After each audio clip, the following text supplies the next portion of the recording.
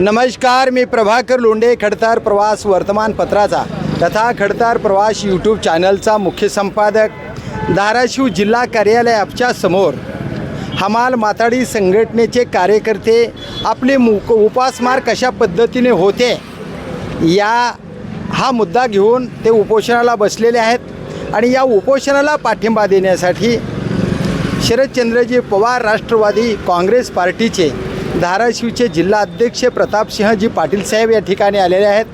आपण त्यांना विचारूया, या लोकांचा प्रश्न सोडवण्यासाठी महाराष्ट्र सरकार कशा पद्धतीनं हुलकावण्यात येत आहे आणि यांना न विचारता परिपत्रक काढून या लोकांच्या पोटमारीचा प्रश्न निर्माण केलेला आहे. तो प्रश्न सोडवण्यासाठी राष्ट्रवादी काँग्रेस पार्टीचे जिल्हाध्यक्ष यांनी पाठिंबा दिलेला आहे. कसा प्रश्न सोडवणार आहेत आणि काय प्रक्रिया जिल्हा अधिकाऱ्यांच्या पुढं राबवणार आहेत ते विचारूया आपण त्यांना. साहेब नमस्कार, खडतर प्रवासमध्ये स्वागत आहे. नेमकं एका गोडाऊनला 10 माणसं आहेत, अशी 16 गोडाऊन आहेत. 160 गुणिले 5 16 पंचे 80 म्हणजे जवळजवळ 800 माणसं उपासमारीनं मरत आहेत. या बाबतीमध्ये तुम्ही पाठिंबा दिला आहे, काय भूमिका आहे तुमची?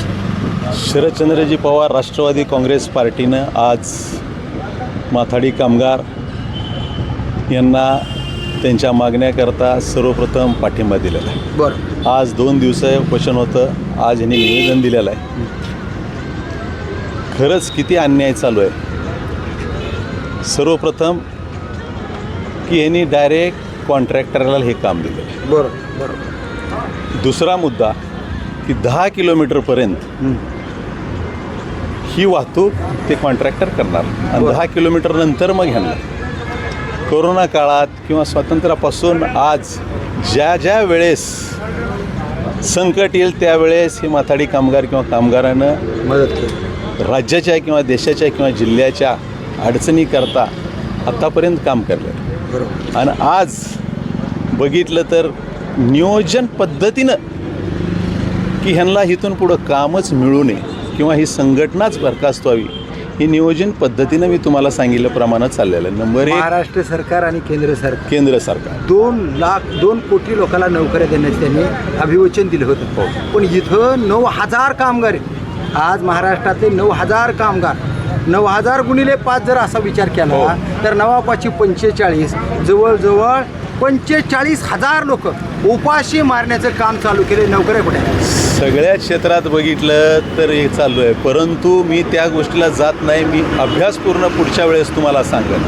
परंतु जे आहे हे हक्काचं आहे यांच्या. बरोबर. कोरोना काळात जेव्हा देशावर संकट आलं त्यावेळेस ह्या संघटनानं किती काम केलं आहे तुम्हाला आम्हाला सर्वांना माहीत. तर नियोजन पद्धतीने हे सगळंच बंद करायचं कट कारस्थान आहे.